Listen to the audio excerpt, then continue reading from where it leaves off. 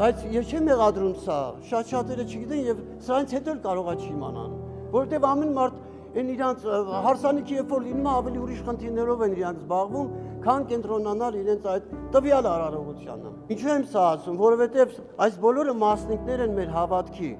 Այս բոլորը որ մենք մտնում ենք եկեղեցի, մասնակցում ենք եկեղեցու կյանքին։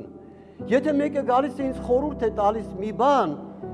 եւ շունը այնտեղ կանգնած է, ես չեմ հասկանում։ Ես վատ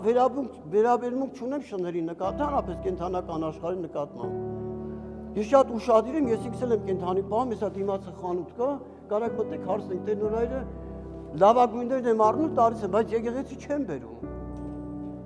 Եկեղեցի չեմ բերում։ Ուրիշ երկրներ կան, որոնց մենք այսօր շատ այսպես կես աչքերով ենք նայում, բայց եկեղեցիներ կան, որոնք որ դու չես կարող պարզապես հենց ինչպես մտակ եկեղեցի, այնպես չեք կարող մտնել։ Ոտից գլուխ ստուգենձես նոր կթողեն եկեղեցի։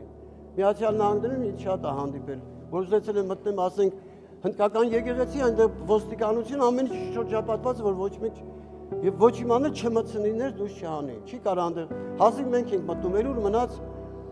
կենթանիներ մտնեն։ Դե մտնելուց է կոշիկները հանում ես նոր ես մտնում, ասեմ, ովքեր եղել են Ամերիկայում, օրինակ, գիտեմ որ հնդկական եկեղեցում չես կարող մտնել այնտեղ եկեղեցի եւ չհանես քո կոշիկը։ Մենք հանում ենք մեր կոշիկը մեր եկեղեցի մտնելու, չէ՞։